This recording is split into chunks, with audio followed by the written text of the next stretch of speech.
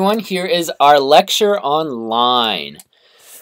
Okay, so to start, line is very, very important for us artists. It is the most basic and foundational way, simplest way that anyone can make a drawing. If you hand a 3-year-old a crayon or a colored pencil, how do they start their drawing?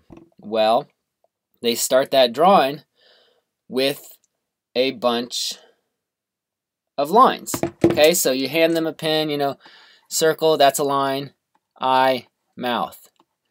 So just the most simple way to make a drawing. So usually, every time an artist starts a drawing, whether it's going to be, an oil painting or a comic book drawing or a watercolor painting, usually they start with lines somewhere in that process. So it's a very seemingly simple subject matter here, the use of line, but we are going to talk about ways to use line in our drawings to make them more interesting. So some artists rely a lot more on line, and some artists rely a lot more on shape, some artists rely a lot more on color. So it also becomes a part of your style with how do you use line, and how do you create artwork that's visually interesting using just line. Okay.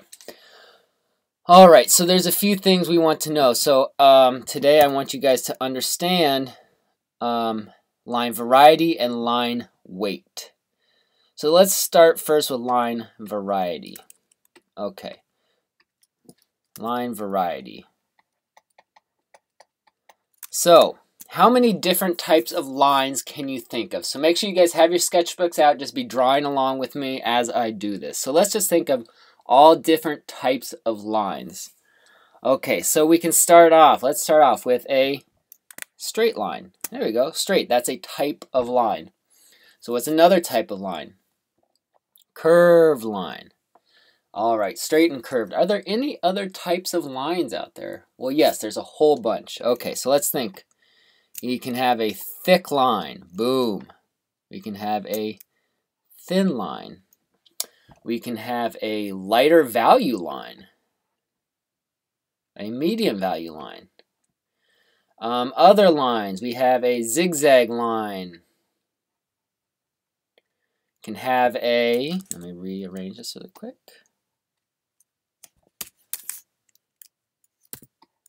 Zigzag line, what else do we got? We could have a dashed or a dotted line. Sometimes I call this a lost and found line as well. We can have a tapered line, meaning it starts thick and gets thin, or starts thin and then gets thick and then gets thin again. What else can we have? An organic line is a line like this that looks like it might be part of something organic. So maybe it's a tree branch, maybe it's a river, something like that. So that organic line versus a very straight-edged line. And another one that I have to change Photoshop brushes to get a good version of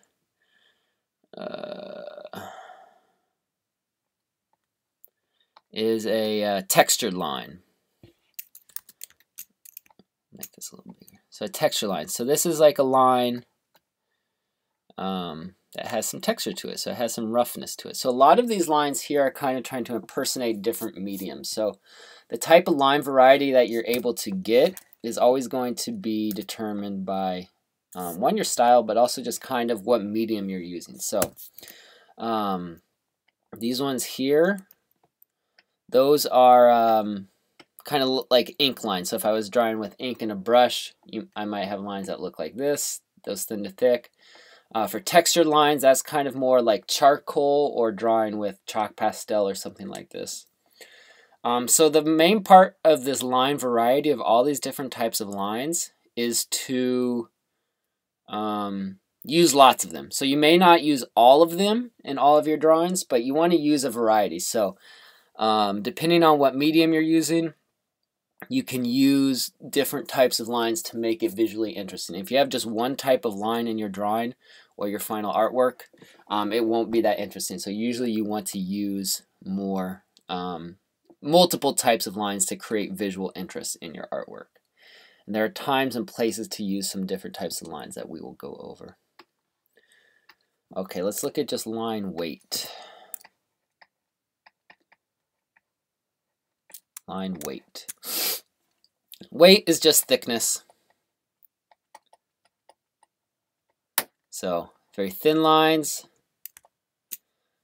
medium line, that's not really, medium line, and then a thick line. And if you go even thinner than this, you can go thinner and you can almost go to that lost and found line or dash line. So that line weight just increases. So using a variety of lines, but also a variety of line weight. I never want to see you turn in a final piece of artwork where you have all one line weight. You want to have a variety of line and especially a variety of line weights. So this is all being done in Adobe Photoshop here, but when you're working in Adobe Illustrator, some of the specific tutorials will show you this later on when you're working and learning Adobe Illustrator.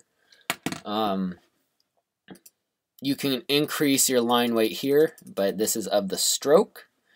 So there's specific tutorials showing you how to do this, but just to know, so there's kind of a tapered line in Illustrator.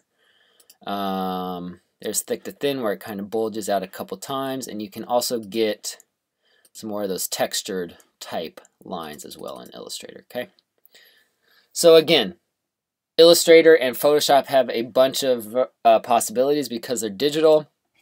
If you're drawing in your sketchbook, depending on what type of pen or pencil you're drawing with, you may not have quite the variety, but alright, so we're going to do two drawings here and think about that line weight. Think about line weight. So what I'm going to do here really quick is change to a brush where I don't get to adjust the line weight. So the line weight is going to be all the same. And we'll see what I should do with that line weight to improve it. So this is just a cityscape example. I use this a lot for this class. You'll see it again later, probably when we're doing some other projects.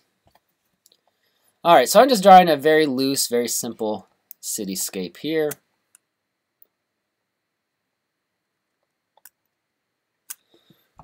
Okay, put a little sun up here, maybe some clouds. Okay, so what is wrong with this drawing? If someone was to turn this in for a project or a sketch, what would my critique, what would my suggestion be on this? Any ideas? Well, since we're talking about line weight, what is wrong with the line weight here? There is no line variety. It's all the same line weight. So, what I suggest to you is to think about what you're drawing and think about how you can use the line weight to make that more clear. So having line weight creates that visual variety and visual interest in your work. It will also help you to organize it better. So some things get more attention and some things get less attention. But a good rule of thumb to follow, we'll talk about this later on also, is that things closer to you and things that are more important, you want a thicker line. Things further away, you want a thinner and lighter line. Okay, so let's redo this with more appropriate line weights. So I'm going to switch back to my brush where I can get that variety of line weights. So which building is the closest? 1, 2, and 3. Number 1 here is the closest. So I want a thicker line around this building. Put a nice thick line here. Boom. So I'm just creating that shape out of a line there. So, okay, so now 2 is kind of medium. So 2, I want to use kind of a medium line here.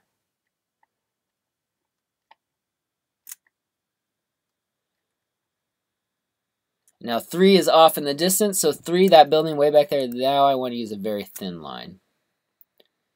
So you can already see how this line weight is helping to give us a sense of distance and a sense of depth in this piece. Okay, so I put a nice thick bold line around this building here. I can even exaggerate that, make that super thick. If you exaggerate that line difference, I think that's one of the biggest things that can take your work from looking like an amateur student work to looking more professional. Is really, it's not that much about the difference of your drawing ability, but just how do you control and use that line weight. So I can use thinner lines in here when I add in some of these details like windows. Like these windows don't need to be super thick because the windows aren't necessarily as important as the entire shape of the building here. So thinner lines here for some cracks. Okay, now when I want to add in this cloud, think about the line quality should match what you're drawing. So this is a solid, strong building, so I'm using a solid, strong line. And so this cloud is light and fluffy and airy, so I'm going to use a very light line as well. So I'm going to even use kind of that dashed or lost and found line. And we'll put our little sun up there as well, also very thin. Okay. All right, we'll come back to this example later on, but how you can see how 2 is much more visually interesting than 1. 1 kind of hurts my eyes when you look at it. So this will be something I'm looking for on every project that you turn in. If you have that same setting on your lines, like just this one, 4-point line stroke around on your final projects, I'm going to mark you down points and say you need more line weight variety and more line variety. All right, let's look at one other example, or let me sketch one other example really quick. So again, I suggest sketching along with me as I'm doing these.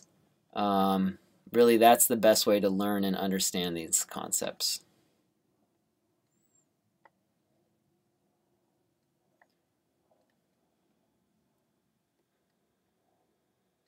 We got a little person here.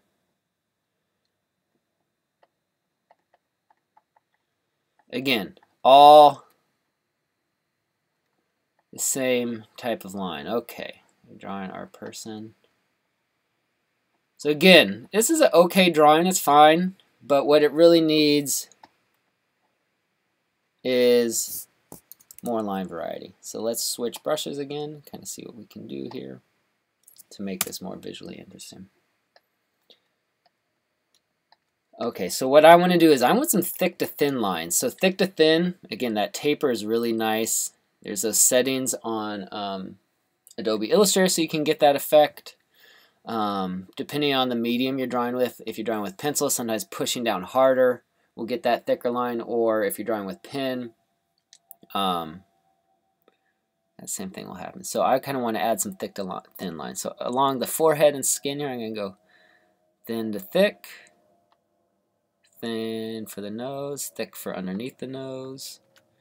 And it's just going to create a nice visual interest here as we look at this drawing. Okay. So now all these lines here, let me go back. I forgot one type of line. So back here, a sketchy line is also a good one too. So this is used oftentimes for more preliminary drawings, but also can be used to get some good variety in there, because I want to use that right here on some things here. So little sketchy lines for the eyebrows. So I'm going to use short sketchy lines there to get that effect of the texture of those eyebrows.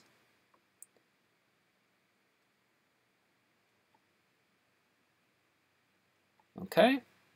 Same thing here with this hair, short sketchy lines. Even I could switch that like a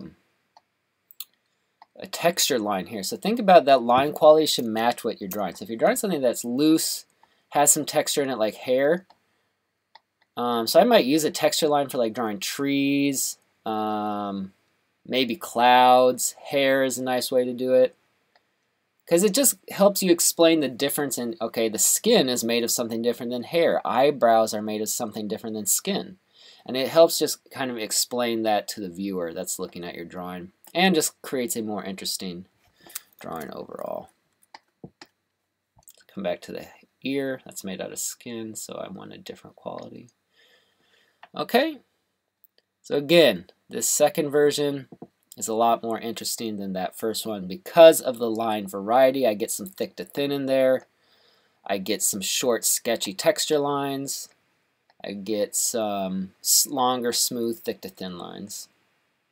Okay, so every drawing, just think about what you're drawing and what type of line quality you're using. So again, drawing something like a tree, it might make sense to use this texture for the bushy part of the tree. And then if I want to draw the tree trunk, that's a more solid, strong shape, so I would use maybe a thicker or a more standard line for that.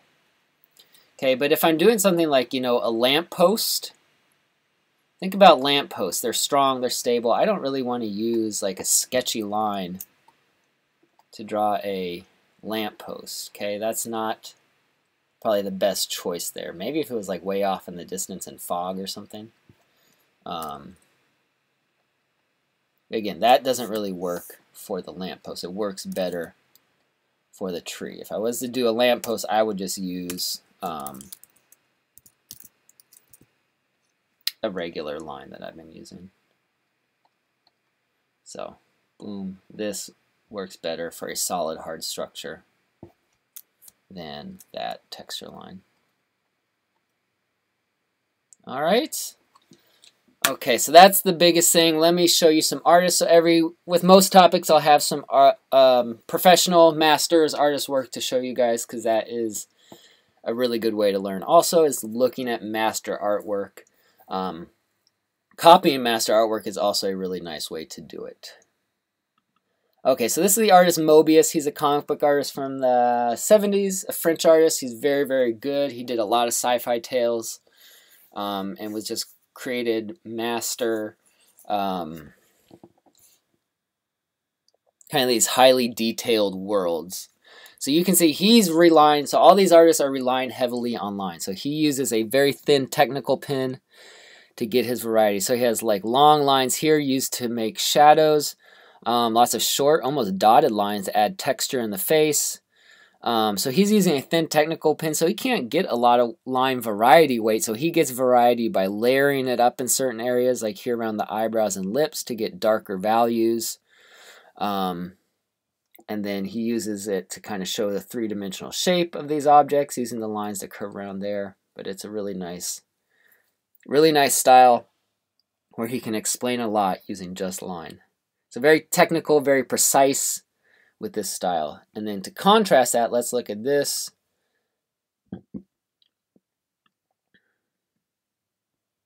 This is the artist Glenn Keane. He's an animator at Disney. He may still work there, but he worked on a lot of the 90s movies, Lion King, Little Mermaid, Tarzan. Now look at this line quality. So this is, again, a line-based drawing, but very, very different. So he's usually using charcoal. He's very loose with it, probably moving his whole arm. So this isn't a finished drawing, so he can be looser, but it allows him to get, you know, the emotion of the character's face and things like that. Here's a couple other ones by him. Again, very loose, exploring the motion and movement and emotion of the character. Here's one of his from Tarzan. Okay, here's the artist Bruce Timm. He designed Batman the Animated Series, if anyone has ever seen that show. So you can see his sketchy pencil drawing underneath there, and then his inks on top. So that's a lot of times how like comic book artists work, and different sorts of illustrators do sketchy line drawing first, and then clean it up with these nice thin to thick along the eyebrow, along the side of the face, thinner to thick underneath, thin to thick, thick to thin. So he's using a lot of tapering lines in here, which really creates a lot of nice interest. Those texture lines I was talking about. Here's Egon Schiele. He's a very fascinating artist, really good. Fine artist from the early 1900s. But look at this texture line around here. So he's drawing with probably like crayon or charcoal, chalk pastel to get these textures. So it shows the texture of the medium and of the paper. But very interesting. So he was doing a lot, very different than the style at the time. Very, very interesting. Here's another one of his. Again, so here he's using a very nice, look how long this line is. This line goes all the way around the side of her body, all the way down to her knee. One really long line. Then he's using thicker, kind of more textured lines from the hair to explain that the hair is a different medium, or it feels different than the body and skin there. So loose flowing lines for the hair and more subtle long line for the body. Okay, so that's probably good there. Here's a few other examples. So this is another ink pen, thick to thin, thin to thick there on top of a pencil drawing. This is the artist Adrian Tomine. Oh, I'll just show you some Heinrich Clay drawings because his are really cool. This is Heinrich Clay. He has some amazing artwork. So he was an illustrator, German illustrator that did mostly illustrations for newspapers, editorial style illustrations. But you can see he's relying heavily on line, a thinner technical pen. But here he repeats lines a bunch of times, makes it super sketchy to get shadows and darker values. He layers and gets darker lines on the main focal point, which is the main thing you should look at in a drawing. And then just kind of a single line for background things that are less important. So Heinrich Clay is really good also. So any of these artists I mentioned, if you really like that artist, I suggest kind of just jotting their name down and compiling a list of artists that you really like. And doing master studies, meaning just copying master artwork, is a really good way to learn. I've copied a bunch of Heinrich Clay stuff, and then it kind of just helps develop your style. But you want to copy a lot of different artists so you don't become a clone of just one artist. Alright, so that is about it for our line lecture. So there will be a drawing challenge that goes along with this called the line weight drawing. So look for that. Do that after you watch this lecture. Just remember, the biggest takeaway from this should be you have line. Where is the text? There you go. You want to have line weights and line variety in your drawings. This is going to be something I'm looking for on every single project that's due this quarter. If you have just one type of line throughout your drawing, that's going to dock you points. And my critique, my suggestion to improve is going to be get more line variety in there and think about mixing up those line weights. All right, so that's it. So yeah, go in and look for the drawing challenge and the discussion. That'll kind of help you wrap your head around this concept a little bit more.